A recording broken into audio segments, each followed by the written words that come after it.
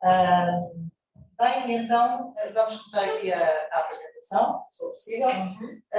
O título tem-se mantido, até porque realmente o título eu trabalho nos aspectos genéticos, quer do organismo, Phytophthora cinnamomum, deste organismo patogénico, quer do sobreiro. E foco-me muito não em trabalhar isoladamente um do outro, mas em estudar a interação, o processo de interação entre estes dois organismos. Bom, como é que estruturei a minha apresentação? A minha apresentação, normalmente, eu gosto de me basear muitas vezes nas questões que me colocam, ou que já me colocaram aqui, ou que se me colocaram a mim mesma antes de iniciar os processos de investigação. E, portanto, normalmente os nossos processos de investigação são desenvolvidos no sentido de tentarmos encontrar, tentarmos procurar uma resposta para uma determinada questão. E então é por isso que eu também organizei desta forma a minha apresentação, em que, de um lado, coloquei questões e para as quais trouxe as possíveis respostas que temos até ao momento, pelo menos relativamente a estas questões. Vou falar dos padrões de manifestação da doença do declínio, dos fatores responsáveis pela perda de fertilidade das árvores, da interação do sobreiro e Phytophthora cinnamomum, ou seja, de que forma é que eventualmente isto se passará, e nas formas de defesa do sobreiro. O sobreiro não é uma árvore indefesa, é uma árvore que se defende, tem mecanismos de defesa e nós precisávamos era saber mais sobre estes mecanismos de defesa, ainda sabemos muito pouco. Ok, aqui uma imagem está um bocadinho clara, é uma imagem da Serra do Caldeirão, em 2020, em que podemos ver, temos ali os círculos a laranja, que são os círculos em que denunciam as árvores que já estão mortas, havendo muitas outras que apresentam sinais de declínio ao longo aqui deste corte, digamos, e estão destacadas a verde as árvores de regeneração natural. Isto, o que podemos observar é que não existe um paralelismo entre a regeneração natural e as árvores que estão a morrer. Ou seja, nós temos um número de árvores em declínio muito mais elevado do que as árvores que nascem e que vingam. O que significa que há um desequilíbrio aqui na manutenção do coberto florestal. E então a primeira questão. Porque observamos padrões distintos de resposta das árvores à doença do declínio. Ou seja, o que nós observamos no campo, isto foi uma das primeiras coisas que me suscitou a atenção, foi que nós encontramos árvores que estão num estado avançado e em que a progressão deste declínio é rápido podemos dizer 5, 10 anos, há outras cuja durabilidade do declínio é muito maior, podemos ter árvores que há 20 anos já estavam em declínio, deixam de ser produtivas, mas mantêm-se vivas, e depois temos árvores que de um momento para o outro são árvores adultas e sucumbem completamente, e é aquilo que nós denominamos por morte súbita. Ora, o que estará digamos que num padrão de espécie que teoricamente é a mesma, porque é que nós temos umas informações tão diferentes da forma como reagem os sobreiros a este fenómeno do declínio. Aqui, aquilo que eu acabei de dizer, o que nós observamos, aqui temos uma série de árvores que já, todas elas muito próximas umas das outras e que já morreram. Ali temos 3 estados que são identificados por graus de esfoliação e também são classificados dessa forma. Ali estaríamos numa árvore com um grau de esfoliação entre 0 e 1, aqui já entre 2 e 3, e ali já estamos na presença de uma árvore com um grau de esfoliação superior a 3. Aqui, neste caso, a morte súbita. Este é o exemplo clássico da morte súbita. Ou seja, a árvore não apresenta quaisquer sinais de desfoliação, é uma árvore que aparentemente está a vegetar bem, mas que de um momento para o outro, normalmente no Algarve, isto acontece nos meses de setembro e outubro, normalmente nem há relação com o descortiçamento, necessariamente, e ela sucumbe, ou seja, morre no espaço de 2 semanas. Passado 2 semanas, as folhinhas estão todas presas ainda e a árvore secou completamente. Até são os 2 padrões que nós encontramos no declínio. São padrões, eu encontro os padrões semelhantes não apenas no Algarve, mas também nas outras regiões, a predominância da morte súbita, encontro-a mais no Algarve. Parece-me que predomina menos a morte súbita nos outros estratos florestais, talvez pelas características que o Algarve tem, mas aí predomina realmente a morte súbita. E então, geneticamente, o que é que nos justifica a existência de tantos padrões na massa florestal? O que nós encontramos geneticamente parece justificar aquilo que nós observamos. Então, o que nós encontramos geneticamente é que aquilo a que nós chamamos de populações, nós temos populações no Algarve, populações no Alentejo, populações em Trás-os-Montes, populações de sobreiros, e que estão separados por muitos quilómetros. E, portanto, teoricamente, eles estão adaptados a condições diferentes, condições climáticas, solo, e poderiam ter características diferentes em termos genéticos. O que temos observado é que, o que foi observado na altura, é que o índice de variabilidade dentro das populações é muito superior ao índice de variabilidade entre as populações. O que é que isto significa? Na realidade, nós temos uma população de sobreiros, mas que cada indivíduo é extraordinariamente diferente do indivíduo seguinte. Geneticamente, ele é muito diferente do indivíduo seguinte. Temos um genoma que cerca de 60% é compartilhado por todos estes indivíduos, mas o restante é extraordinariamente variável. E é precisamente a mesma variabilidade que nós vemos no genoma, é aquela variabilidade depois que vemos nos padrões de imagem que temos das árvores em estados diferentes de progressão do declínio. Temos um padrão muito, muito semelhante. Portanto, eu poderia dizer que aquilo que eu observo no padrão do declínio está perfeitamente justificado em termos genéticos. Não seria de esperar algo diferente, e também posso dizer, depois podemos discutir isso a seguir, ainda bem que isto acontece no sobreiro, porque se não houvesse uma homogeneidade muito maior em termos genéticos, provavelmente nós aí já não teríamos sobreiros e estaríamos num estado muito mais avançado do declínio. Existem ainda outros estudos que também mostram que essa variabilidade genética está presente, e este é um estudo mais recente, tem a ver com o transcriptoma. O que é o transcriptoma? O transcriptoma é aquilo que vai ser expresso na árvore. Portanto, é a informação genética que é expressa, que vai ser manifestada. São as características que se vão manifestar. E então, dentro do que foi observado, viu-se que, no caso do sobreiro, há 44% dos genes do sobreiro que são encontrados noutras espécies de plantas.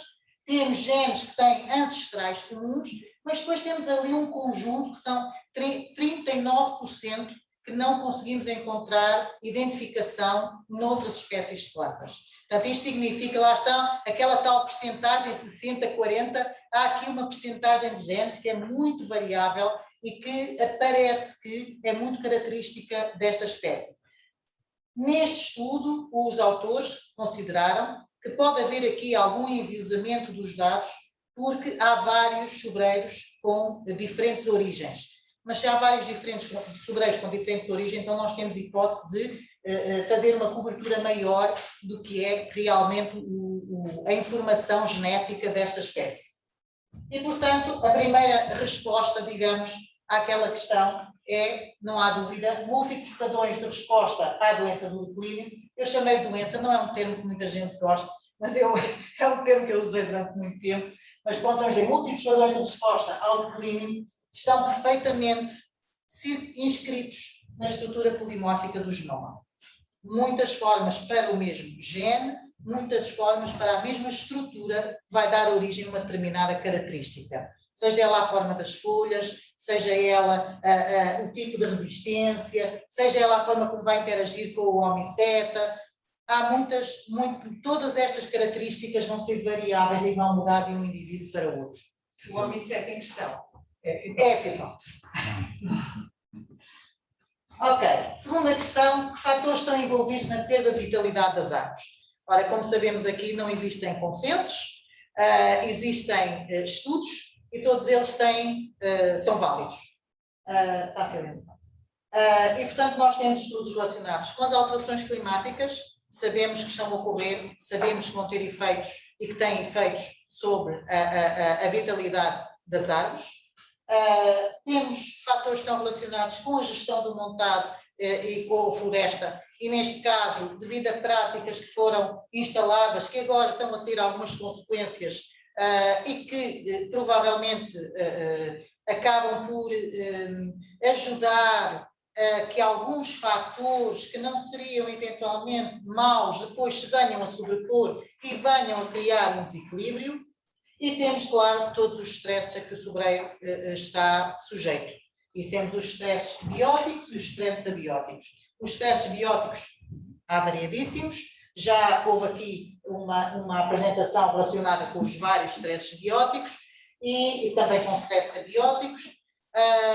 No meu caso, aquilo que eu estudo especificamente é a interação, é um stress biótico, mas é a interação com Phytophthora cinnamomum. Esse é o fator biótico que eu estudo em particular.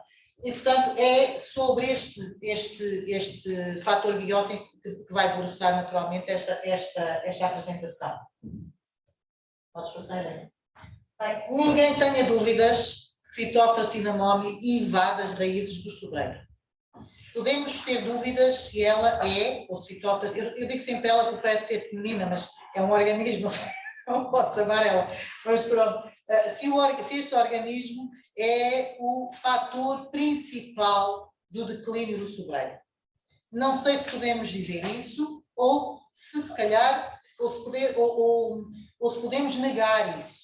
Mas há uma coisa que eu gostaria que não houvesse mais dúvidas relativamente à capacidade que Phytophthora cinnamomum tem de infectar as raízes dos sobreiros.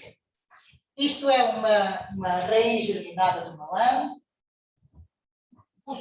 Isto é uma imagem do que é uma Phytophthora cinnamomum cultivada in vitro, não é? Portanto, é uma plaquinha de Petri, e Phytophthora cinnamomum tem uns filamentos, é como se fosse parece um bolor do pão, tem assim uns filamentos, já não tem cor, não é colorida, parece que tem assim filamentos, desenvolve-se na forma de filamentos e faz assim um tufo, assim na superfície do agar, faz um tufo de filamentos. Quem teve no INEAP já viu. Diz. Quem teve no INEAP viu. Tinha umas caixas de pecado. Às vezes faz assim uma forma assim um bocadinho de roseta, pronto. E então, a Phytophthora cinnamomum, quando é colocada em contacto, aqui são necroses induzidas por zoósporos, são formas móveis de Phytophthora cinnamomum, e aqui é uma lesão induzida pelo próprio micélio, ou seja, é recortado uma tirinha, um quadradinho, um triângulozinho deste agar, é colocado virado para baixo em contacto com a raiz, e isto é o resultado passado 48 horas de inoculação. Ou seja, ela invade aquelas necroses, aquela zona negra, é precisamente a invasão da Phytophthora nos tecidos, provocando a morte celular daqueles tecidos onde invadiu. Aqui, ainda é mais evidente, como se vê, isto são as necroses causadas pela germinação dos zoósporos. Ou seja, os zoósporos são formas móveis que estão dentro d'água, que aderem à superfície da raiz, enquistam e desenvolve-se o micélio para dentro da raiz. E o que faz é precisamente esta zona de necrose no sítio onde há o desenvolvimento do micélio. Ok, modelos de infestação, eu penso que já terão cá falado várias vezes do modelo de infestação in vivo. Aqui são 3 modelos para espécies diferentes de Phytophthora, ou seja, há que olhar para a interação com o hospedeiro, também tendo em consideração qual é a forma de invasão do organismo. Neste caso, o que representa a interação entre o sobreiro e Phytophthora cinnamomum é este esquema, porque é um homiceta que invade as raízes, portanto que é capaz de infectar e que entra na planta através das raízes, que estará no solo, e que entra através das raízes, e depois estão aqui umas setinhas em azul, porque se sabe que o homiceta também tem capacidade depois de progredir no interior dos tecidos. Aqui temos outras fitóforas que atuam ao nível do lenho, ao nível dos ramos e do tronco, E aqui, a representação de fitópteras que atuam ao nível das folhas. Nós temos milhares de espécies de fitóptera hoje em dia no mundo e elas estão divididas por classes, umas são do solo, outras estão adaptadas à parte leñosa e outras estão adaptadas às folhas. Por exemplo, Phytophthora ramori é uma fitóptera que infecta a partir das folhas, tem sido um problema muito, muito grande nos Estados Unidos, e ela tem, os mecanismos de infecção não têm nada a ver com as raízes. Espera só um bocadinho aqui, né? Pronto, eu penso que já toda a gente conhece os modelos de infestação. Eu queria apenas enfatizar o seguinte, é que normalmente o modelo que dá origem, o modelo sexual, teoricamente diz que não existe em Portugal, e o que nós temos são estas duas vias, ou seja, a existência de estruturas de resistência no solo, que depois germinam e darão origem a zoósporos, ou então o desenvolvimento destes esporângios, que são estruturas que vão libertar zoósporos, que aparecem na superfície do micélio que está nas raízes. Portanto, o micélio está dentro das raízes e na superfície do micélio formam-se estas estruturas, parecem assim, são desenhadas na forma assim de uns conezinhos, e dentro destas estruturas vão-se desenvolver os zoósporos, que depois são libertados e que vão migrar através da água até aos próximos hospedeiros. E assim de encontrarem hospedeiros, eles enquistam e desenvolvem micélio dentro dos hospedeiros. Então, mas o que acontece durante a interação entre o micro-organismo e o hospedeiro? Eu tenho estado aqui a falar sempre dos aspectos mais digamos, macroscópicos, que é a questão de infectar, desenvolver micélio, criar necrose. Isto é o que nós visualizamos. Mas, no fundo, o que é que acontece em termos dentro das células, em termos moleculares? Como é que ele reage? Como é que o sobreiro reage? E como é que o homiceta tem capacidade para infectar? Ok, então isto é um bocadinho da teoria ligada à chamada resposta imune.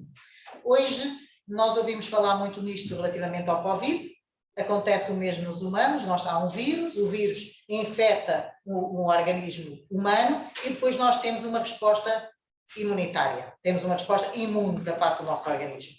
Vimos isso, estimulamos essa resposta, por exemplo, através das vacinas, antes de sermos infectados. Mas o que é que acontece? Ora, da mesma maneira que o coronavírus invade o nosso organismo e vai atuar ao nível das células, também Phytophthora cinnamomum invade as células dos sobreiros e vai haver resposta, primeiro ao nível das células, onde está a haver a primeira interação, mas depois ao nível de toda a planta. E então isto é mais ou menos um esquema, eu vou só explicar um bocadinho, porque acho que toda a gente tem condições para perceber isto, não é nada de complexo. É complexo quando nós vamos para aqueles nomes muito, muito particulares, mas não é complexo perceber como isto funciona. Isto que aqui está representa uma célula de um sobreiro, de uma raiz. E o que eu representei aqui foram as substâncias que Phytophthora cinnamomum lança para dentro do sobreiro ou para a superfície das suas hifas quando está a infectar. E as substâncias que o sobreiro liberta quando detecta que está a ser infectado. Isto é que é a interação entre dois organismos. E então, temos aqui a representação a negro de uma hifa, e isto são a representação de entidades, substâncias que ela lançará para este espaço, este apoplasto, digamos, que será entre a célula da planta e a hifa, e depois para dentro da própria célula. Que substâncias são estas? Já se identificaram muitas. São chamadas efetores e tem milhares de efetores. Milhares de substâncias. Os genes, há centenas de genes a codificar para diferentes efetores, para diferentes substâncias. Algumas são proteínas, outras eventualmente serão toxinas. Qual é a diferença que eu faço? As proteínas são entidades maiores e as toxinas serão entidades mais pequeninas. As proteínas terão dificuldade em migrar tão facilmente ao longo da planta como as toxinas. Por isso elas também estão aqui representadas a tamanhos diferentes. Das proteínas, as mais conhecidas de todas chamam-se lecitinas, são as mais estudadas, mas até hoje estão estudadas há mais de 20 anos e até hoje ainda não se conhece o mecanismo de atuação. Mas começam a aparecer muitas outras. Agora aparecem umas que são muito conhecidas também, que são as RXLR. É a designação que elas têm. Mas não importa. São entidades que a Fitóftora liberta e que vão fazer o seu papel, vão tentar inativar o sistema de defesa da árvore, de modo a poder ter sucesso na sua infecção. E, portanto, aqui o sobreiro, por seu lado, naturalmente, vai defender-se, não vai ficar passivo à espera que a Fitóftora invada os seus tecidos. Então, temos aqui representadas uma série de substâncias que o sobreiro tem e que algumas estarão precisamente como receptores que identificam logo a presença do agente patogénico para emitir sinais para dentro da célula, e teremos outras que se vão associar a estas substâncias que são lançadas pela Fitóftora para as inativar antes que causem ou que atuem sobre um determinado alvo. E depois temos aqui 3 substâncias assinaladas que são especiais em termos do sistema imunológico. São estas 3: o ácido jasmónico, o ácido salicílico e o óxido nítrico. Porquê que elas são especiais? Porque elas vão migrar pela planta e vão avisar a planta longe do local de infecção que está a ser invadida. Portanto, temos uma resposta local, ao nível das células das raízes, mas também temos a emissão de sinais, de modo a que a resposta de defesa comece a ser propagada pela planta toda. Antes que haja aumento da infecção, já o sobreiro está a reagir antes da Fitóftora chegar a outros locais da planta. Podes passar.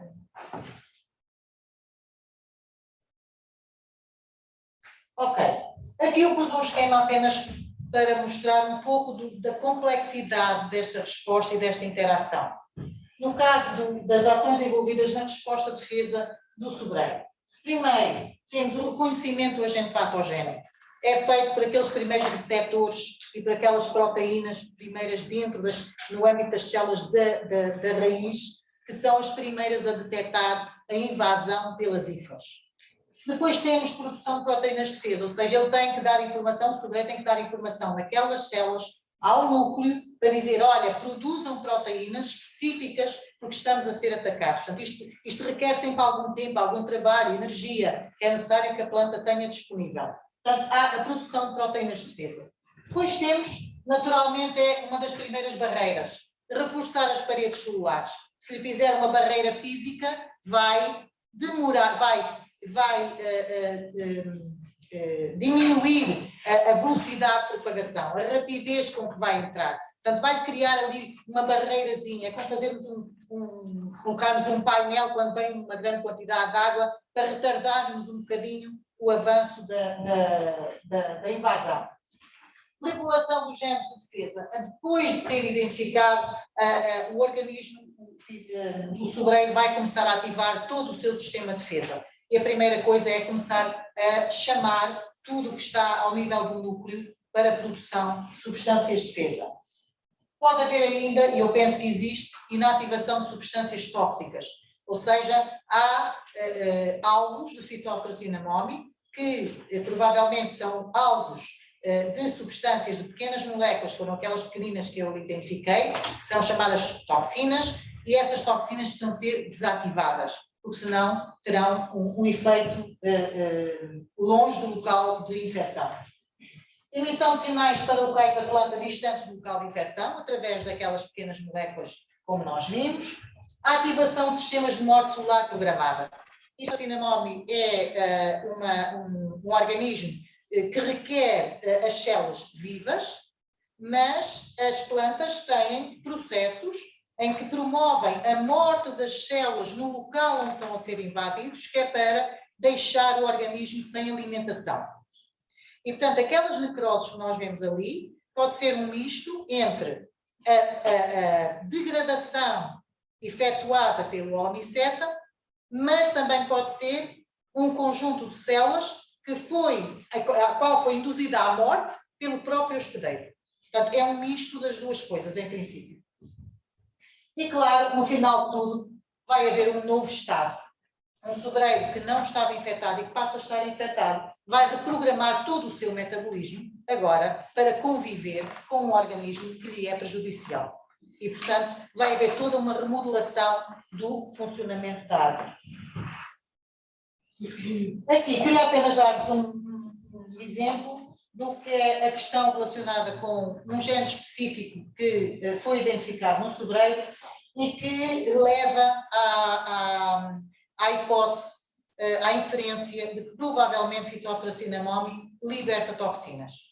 No sobreiro foi identificado um gene, que tem este nome, é uma cinamila-oxidrogenase, e este gene foi identificado no sobreiro, é muito semelhante a um gene que está associado à desativação de uma toxina chamada eudipina.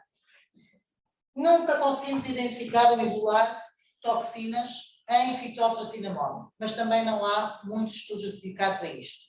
Mas o que é certo é que se o sobreiro ativa genes que são extremamente parecidos com genes que existem noutros organismos e que estão associados à desativação específica de toxinas, é muito provável que Phytophthora cinnamomum segregue substâncias que são semelhantes e que venham a ser desativadas por esses genes. Com base nisto, há uns anos que eu defendo e que gostaria de ver mais estudos neste sentido, e que é a caracterização da morte súbita. Na minha opinião, um padrão deste estilo faz sentido na morte súbita. Ou seja, se este gene de desativação das toxinas não estiver funcional ou ou for ativado tardiamente numa espécie de fitóforo, num isolamento fitóforo, que segregue toxinas, o que pode acontecer é que, se essas toxinas tiverem efeito sobre uma atividade fundamental da planta, ela pode provocar a não ativação da toxina, pode provocar a morte súbita. Porque as toxinas migram pela planta e podem chegar a muitas partes da planta e, se não houver desativação, provocar aquilo que nós chamamos, ou que nós visualizamos como a morte súbita. Isto não passa de uma teoria, eu gostava realmente um dia de haver comprovada, mas ainda há muito para fazer relativamente a isto. Ok, então, será possível saber se um sobreiro está infectado com Phytophthora cinnamomum sem recorrer à avaliação das raízes? Esta foi a minha última questão.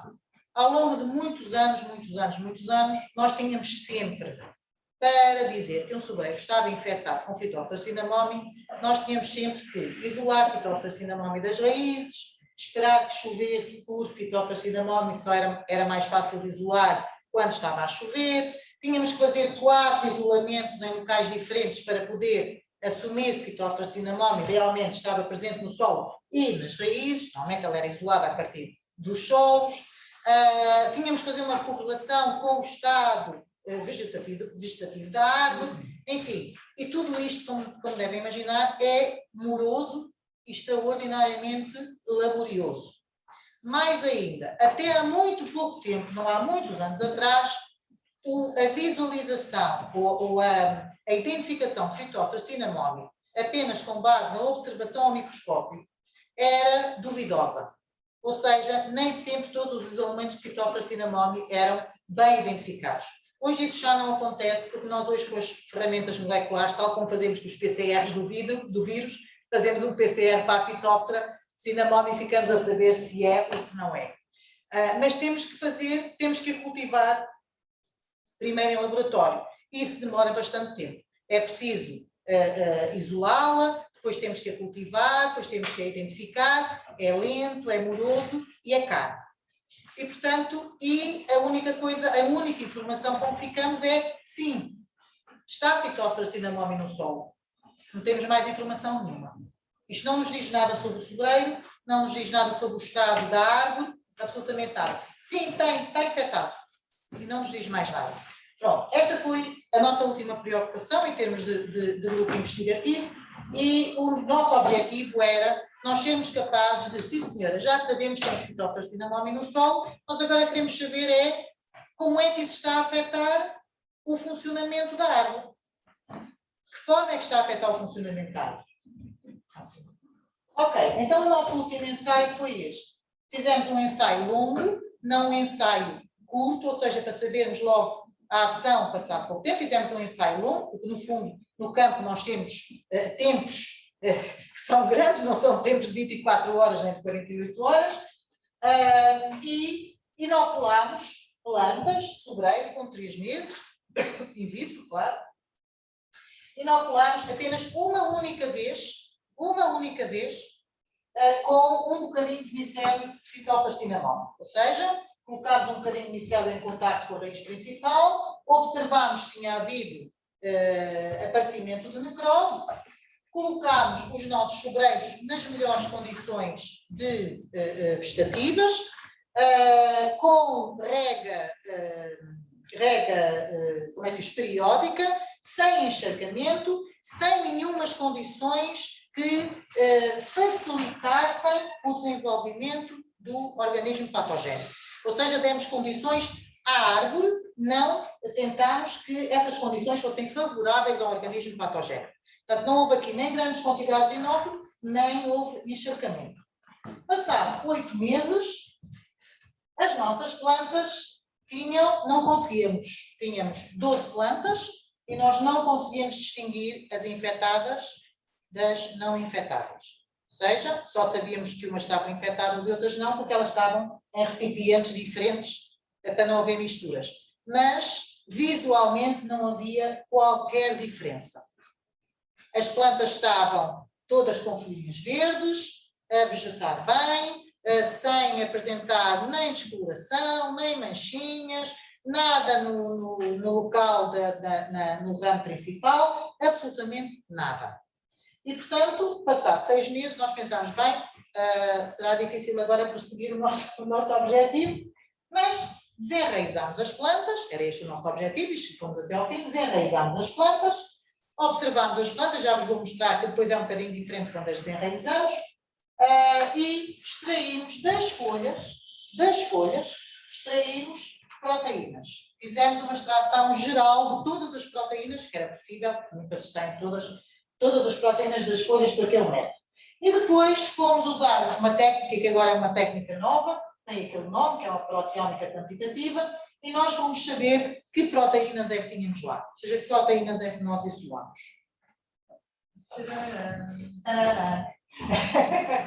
Ok, estão a ver? Ali temos 2 controles e 2 infectados. Se olhamos para as raízes assim a olho nu, para a quantidade de raízes, para a quantidade de folhas, não vemos diferença nenhuma. Eu acho que alguns até estavam mais bonitos nos infectados do que nos controles. Quando fomos buscar algumas raízes, já não era bem assim. Quando nós abríamos as raízes, já encontrávamos o interior das raízes completamente negro, aqui também, reparem aqui, zonas. Isto era o local onde tinha sido feita a inoculação. Tá? Mas foi feita apenas uma vez. Não temos noção nenhuma de qual foi a reação de cada um dos indivíduos, porque aparentemente todos eles tiveram uma reação, parecia uma reação semelhante. Mas não é verdade, porque isto só aparece nas raízes de alguns, enquanto que noutros parece haver uma delimitação. Estão a ver? Aqui parece que este sobreiro teve um comportamento bastante diferente do que teve este. Mas aparentemente nós não víamos diferença nenhuma ao olho nu. Tá? Agora, o que é que nós tivemos em termos de proteínas? O que é que nós conseguimos? Nós conseguimos identificar 802 proteínas, globalmente.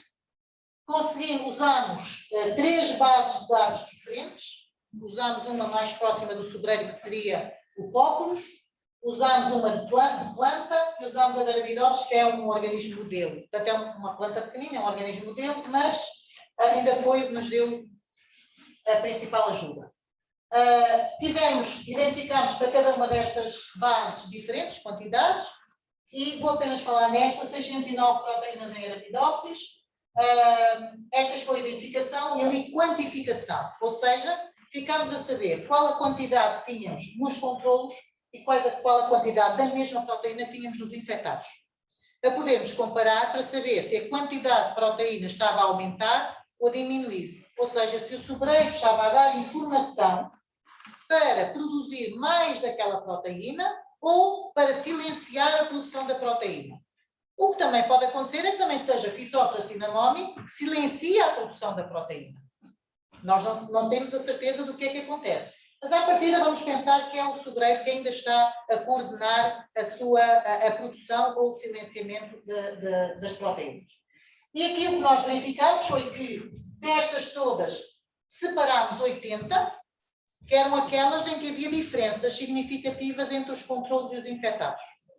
Em todas as outras havia variabilidade, mas não havia uma diferença significativamente, que pudéssemos considerar como sendo significativa. Dessas 80, 60 aumenta a quantidade nas amostras infectadas, 20 diminui a quantidade nas amostras infectadas. E agora vejam, lá em cima estão representados 6 controlos e 6 infectados. Qualquer pessoa é capaz de ver quais são as plantas de controle e quais são as plantas infectadas. Cada linha destas é uma proteína. Das 80. Até aqui temos controlos, a partir dali temos infectados. O padrão é perfeitamente distinto, não há qualquer dúvida. Aquelas onde aumenta a quantidade de proteínas nas plantas inoculadas são estas, vê-se bem, daqui para cima. Isto são os infectados. Daqui para baixo diminui a quantidade de proteínas nas folhas inoculadas. Daqui são os infectados. É que não há dúvida nenhuma de separação entre eles. Aquilo que nós não víamos a olho nu, quando analisamos as proteínas e quando analisamos só pelo padrão, nós conseguimos perfeitamente separar os controlos dos infectados.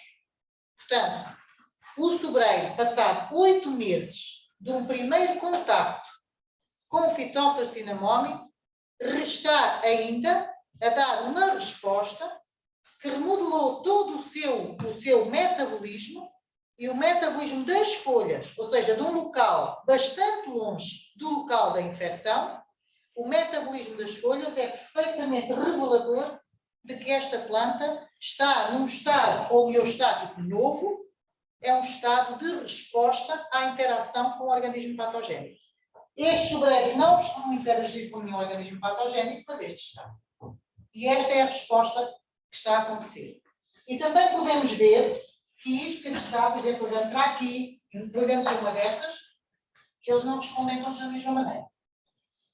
Ou seja, nós temos níveis de quantificação muito diferentes de planta para planta. Mas mesmo assim conseguimos ter um padrão que nos mostra os infectados e os não infectados. Aqui penso que já vos disse tudo. Pronto, aquilo que eu queria dizer é a visualização dos padrões de abundância de 80 proteínas, que os níveis de produção estão alterados por comparação das amostras inoculadas com as amostras de controle. Mas penso que a imagem é mais ilustra melhor. Então a resposta é sim. É possível saber se um sobreiro está infectado com Phytophthora cinnamomum sem recorrer à avaliação das raízes. E eu espero que isto realmente venha a ser de grande utilidade ao nível da gestão do montar. Através da análise das proteínas, podemos fazer isso através da análise das proteínas presentes nas folhas dos sobreiros, e o perfil do conjunto de proteínas de um sobreiro infectado será distinto, claramente, do de um sobreiro não infectado. E nesta situação, todos os outros, mesmo os outros fatores que estão a colaborar, como as alterações climáticas, como as características ligadas às outras formas de gestão do montado, seja o que for, vão estar presentes, não estão excluídas. Elas também se vão estar a manifestar. E, portanto, vai haver aqui, na questão do padrão de proteínas que vai ser visto ao nível das folhas, vão estar todos os fatores envolvidos. E se nós conseguirmos realmente ter padrões que nos dizem que temos sobreiros em diferentes graus, eventualmente até de interação, e com diferentes formas de resposta, nós podemos depois selecionar aqueles que, tendo todas as outras condições constantes, são capazes de resistir melhor a Phytophthora cinnamomum. Pronto, e agora vou só terminar.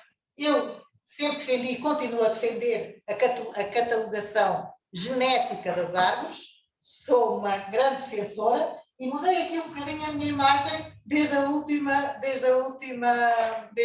sessão. É que antes eu tinha aqui umas árvores assim cinzentas, mas agora eu pintei-as todas de verde, porquê? Porque eu não preciso de saber o estado em que elas estão.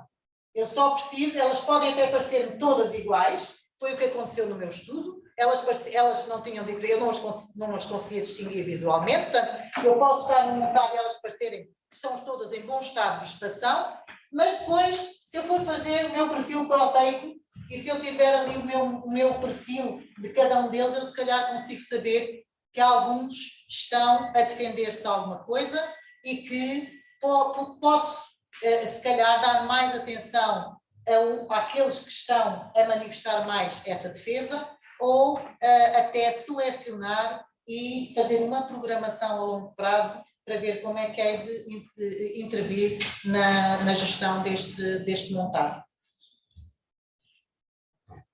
E pronto, com considerações finais, um pouco é um resumo daquilo que eu referi aqui hoje. O declínio do sobreiro conta com vários fatores que contribuem para o fenómeno, não há dúvida nenhuma disso. A interação do sobreiro com o fitotetracinamomo destaca-se como fator que pode ser decisivo para o declínio, e aqui, sem dúvida nenhuma, a eventual confirmação de que uma planta está infectada poderá passar a ser feita através do perfil das proteínas presentes nas folhas. Isto é a novidade que eu vos trago este ano, do último trabalho que nós fizemos. O perfil das proteínas das folhas pode constituir uma nova ferramenta de gestão do montado. E é realmente o nosso contributo neste estudo. Muito obrigada. Nós espero que tenham gostado.